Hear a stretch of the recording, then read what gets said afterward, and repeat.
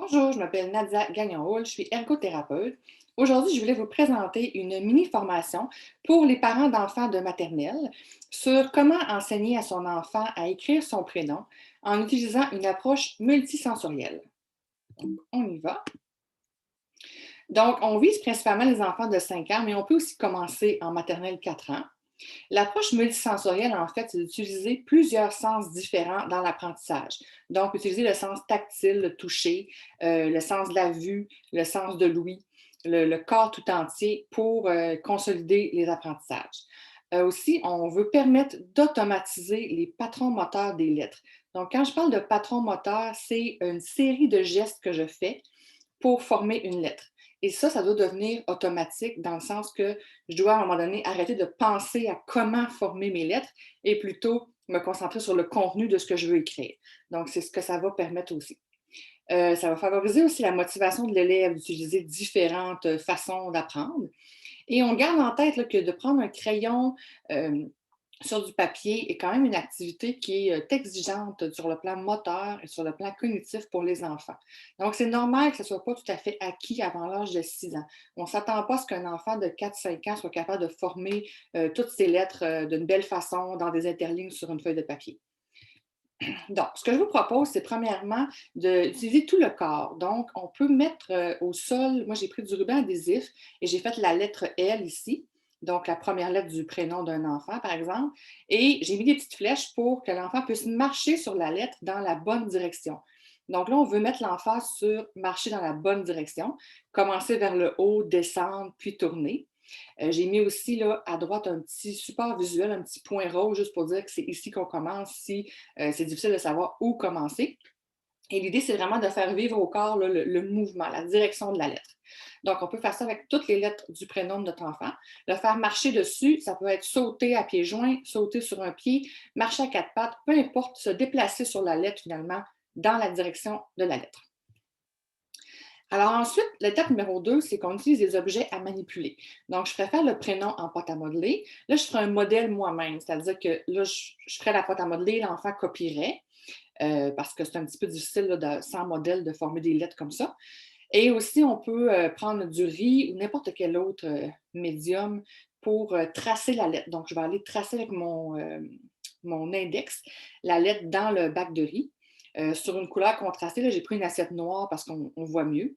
Donc, l'idée, c'est vraiment d'utiliser mon sens du toucher pour aller ressentir encore une fois la direction. Euh, Là-dedans aussi, quand on trace avec le doigt, on prend la bonne direction de la lettre. Donc, le L va commencer par en haut, va tourner en bas. Fait qu'on veut vraiment commencer tout de suite à essayer de prendre les bons patrons moteurs. Donc, pour utiliser des objets à manipuler, là, on peut vraiment utiliser notre créativité. On peut le faire dans le sable, à la plage. Là, j'ai mis une petite image de crème à raser. Il y en a qui mettent ça dans une assiette ou dans un miroir, puis l'enfant va tracer dedans avec son doigt. On peut prendre la craie quand il va faire beau dehors. Ici, la petite voiture, c'est que j'aime bien aussi que l'enfant puisse tracer avec la voiture par-dessus la lettre. Donc, faire des lettres géantes et l'enfant va rouler la voiture sur ses lettres pour les tracer. Donc, voilà. Et la dernière étape, que je ne fais pas nécessairement à 4 ans, mais plus à 5 ans, ça va être d'écrire en gros dans des carrés. Donc là, ici, je vais travailler d'abord en imitation.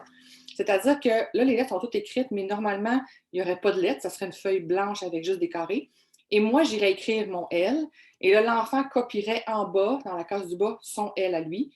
J'irais écrire mon E, l'enfant copierait son E, ainsi de suite, pour qu'il me voie faire le geste. Donc, il va me voir faire le mouvement et tout de suite après, il va aller imiter. Ensuite, quand ça c'est acquis, là, on peut écrire déjà le prénom à l'avance, puis l'enfant fait copier son prénom. Ce que j'aime là-dedans, c'est que j'aime ça les faire en gros pour pas que l'enfant soit restreint dans son mouvement. Donc, on n'est pas dans des interlignes tout petites sur une feuille de papier. On est plus libre de faire les grosseurs qu'on veut. Et c'est ce qu'on veut au début, là, quand on apprend à écrire, de ne pas avoir la contrainte de l'espace, mais juste de se concentrer sur le patron moteur de la lettre et apprendre à comment les former. Donc, si c'est difficile, c'est que l'enfant est peut-être pas prêt et ça se peut et c'est pas grave. Donc, on ajuste nos attentes.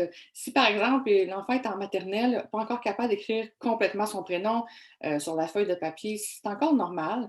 Donc, on peut juste se dire, bien, on va se concentrer sur la première lettre du nom, par exemple, ou rester dans les modalités plus tactiles, là, comme la pâte à modeler, le riz, tout ça, avant de prendre vraiment un papier et un crayon. On veut aussi varier les activités, comme je disais tantôt, parce que plus on les varie, plus on va aller chercher la motivation de l'enfant dans différentes choses. Il peut même lui-même inventer des façons d'aller écrire ses lettres. Là, je vois dehors, il y a encore de la neige, ça peut être dans la neige avec notre gant, notre mitaine, ou avec des pas dans la neige, on marche et on imprime nos lettres comme ça. Donc, il y a toutes sortes de façons de travailler ça. Et aussi, ben, un point important, c'est de travailler la reconnaissance des lettres si c'est un prérequis qui n'est pas encore acquis. Parce qu'évidemment que si l'enfant ne reconnaît pas les lettres, ça va avoir beaucoup moins de sens de tenter de les écrire. Donc, voilà, merci de votre écoute et je vous souhaite beaucoup de plaisir à explorer tout ça.